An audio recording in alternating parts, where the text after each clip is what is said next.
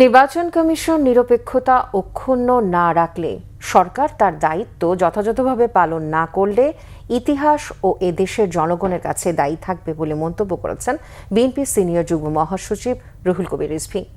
গণ অভ্যুত্থানের শহীদ ফিরোজ আহমেদের স্ত্রী ফিরোজা আক্তারের সাথে সাক্ষাৎ শেষে সাংবাদিকদের প্রশ্নের জবাবে তিনি এই মন্তব্য করেন। রুহুল কবির রিজভী বলেন, বিএনপির প্রত্যাশা আগামী নির্বাচন অবাধ, সুষ্ঠু ও অন্তর্ভুক্তিমূলক হবে। তবে কিছু দৃষ্টান্ত এবং নির্বাচন কমিশনের আচরণ দেখে মাঝে মাঝে প্রশ্ন জাগে।